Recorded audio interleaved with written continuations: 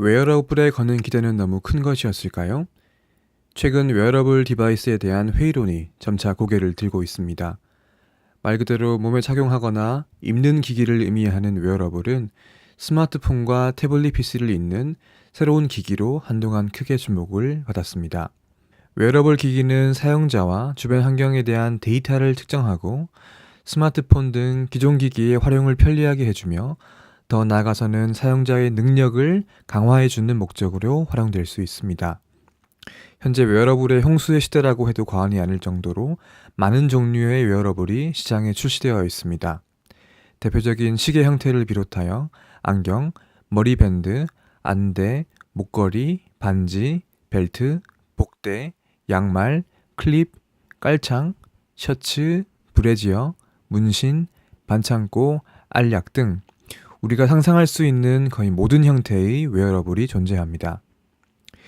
특히 의료와 헬스케어 분야에서 웨어러블 기기가 가지는 의미는 크다고 할 수 있습니다.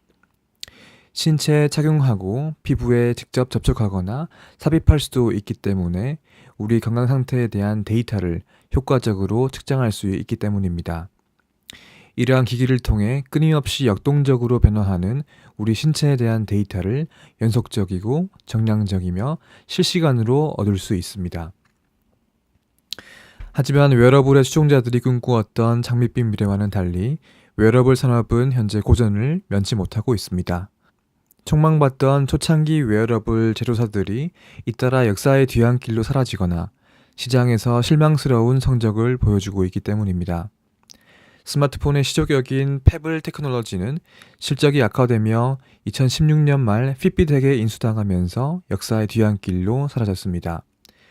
팀의 일부와 소프트웨어 IP만 인수되어 초창기 킥스타터에서 대박을 터뜨리며 크라우드 펀딩이라는 방식 자체의 대중화에 기여했던 장본인으로서는 너무도 초라한 결말이었습니다.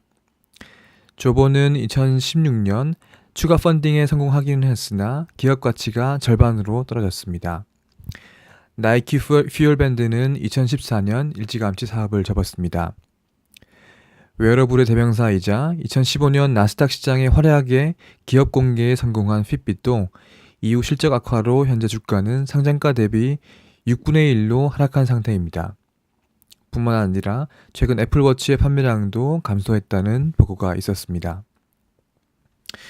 이처럼 초라한 웨어러블 산업의 현재를 어떻게 바라봐야 할까요? 일각의 평가처럼 정말 웨어러블의 시대는 이미 끝난 것일까요?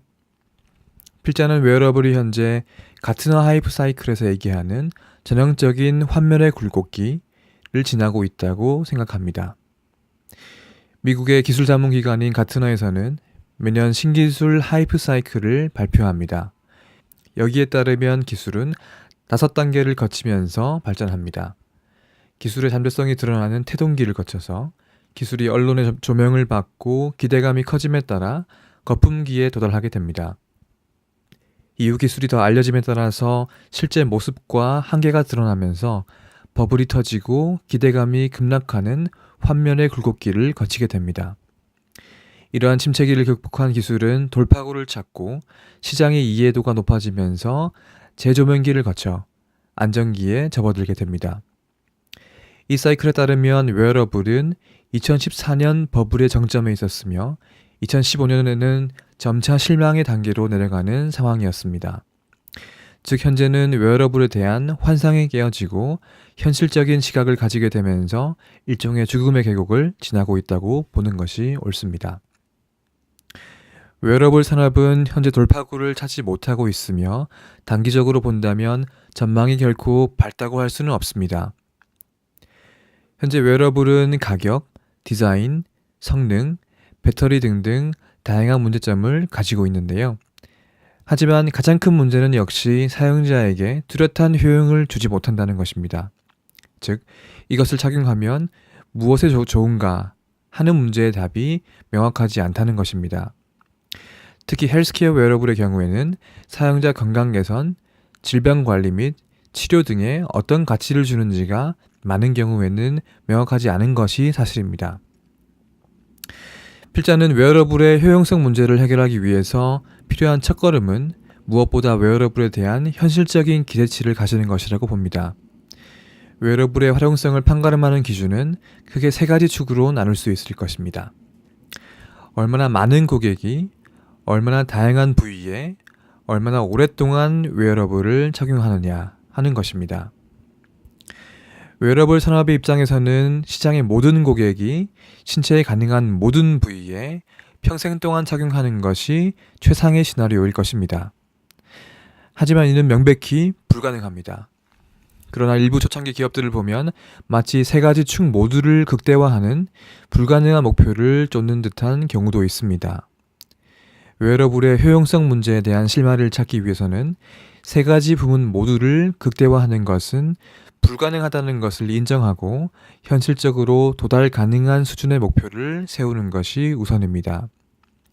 예를 들어 특정 질병 관리라는 명확한 목적을 가진 일부 사용자들이 꼭 필요한 부위에 착용하는 의학적인 목적을 이룰 수 있을 정도로 유의미한 기간 동안은 최소한 사용할 수 있게 하는 것입니다.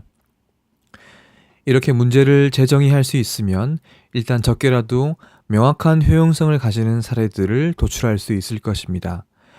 이렇게 작은 돌파구를 찾았다면 이후에는 이를 출발점으로 삼아 세 축 중에 하나 혹은 둘만이라도 더 확장해 나가는 전략을 쓰는 것이 좋을 것입니다.